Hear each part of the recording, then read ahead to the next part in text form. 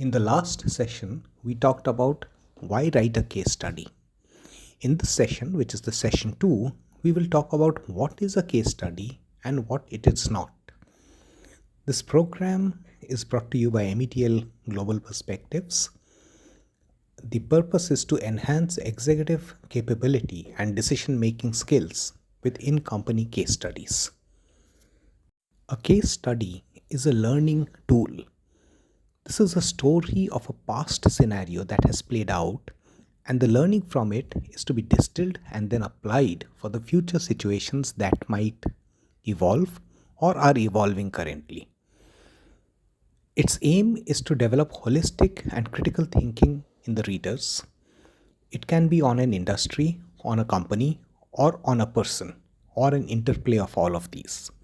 It can span across decades or be confined to an instance that played out rapidly. The reader is not expected to analyze the case at random. The reader must use an established managerial framework to analyze the situation and comment on the choice made by the protagonist. In case there is no existing management framework applicable to the situation, it leaves the chance for a new framework to be developed. There are 7 key components of a case study: the situation, the contextual background of the scenario; dilemma, the issue, challenge faced by the protagonist. Protagonist is the main character involved in the decision making. Options, the various choices available to address the dilemma. Choice, the decision made by the protagonist out of the various options that were available. Evaluation is assessing the choice made based on the various options that is there.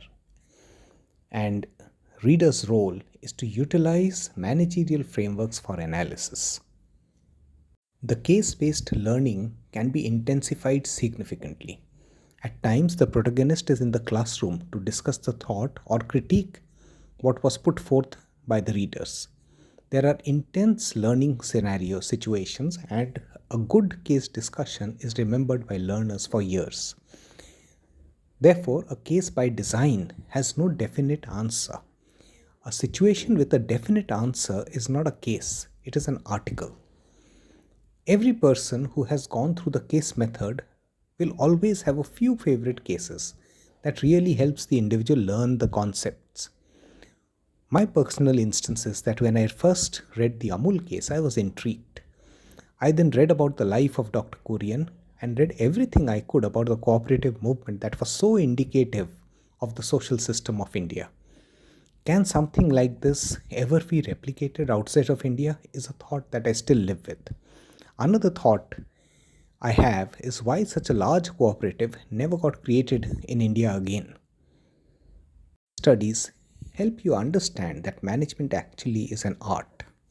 Consider a scenario where an organization has to reduce costs.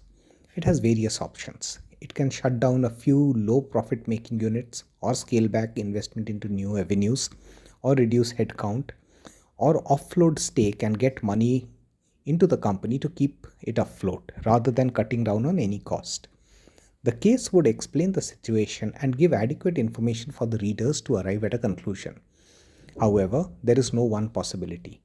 There are multiple options, and that is what makes management much of an art and less of a science. The thought process of the CXOs is what the case is all about.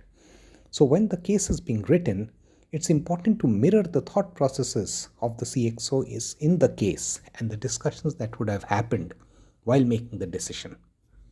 An article, on the other hand, elaborates an instance and a choice made by the individual, the consequence, and the outcome. It is all about a practice. It has informative value, but no learning value as such. It captures what someone did in a given situation, but it does not go into the thought processes or the dilemmas facing the individual at that time. Most articles are about the situation and the outcome, not the in-between processes where everything happens in the world of business. It is a practice, maybe a best practice that establishes a benchmark and a way of doing things. It can be replicated, but there is not much learning or generation of insight unless it is debated and discussed threadbare. The comprehensiveness of a case. It goes without saying that a case study needs to be complete in all aspects without hiding fact. If information is confidential and cannot be shared, the case lacks comprehensiveness and thus readers might come to erroneous conclusions. Even magazines that carry investigative reports do not give a comprehensive views. Now consider this particular situation and how would this case be like when it is written and if it is written. For instance, consider a statement made by the CEO of Nokia where he ended his speech saying this: "We did not do anything wrong, but somehow we lost."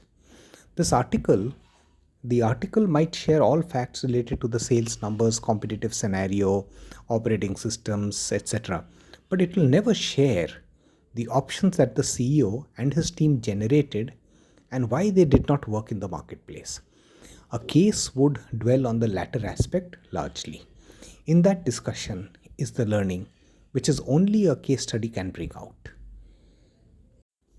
So, what are your questions at this stage that come up in your mind? In the case that you're writing, from whom can you get all the information, the situation, the dilemmas, the options, and the choices? Think through and start gathering the information. It might not be one person, you might need to interview or talk to or do background study on various aspects so that the comprehensiveness of the case is there. Message me your ideas and I'll try to revert as soon as I can to saugata@metl.in. The next week's session, which is the third session, it will be on case worthiness of a situation.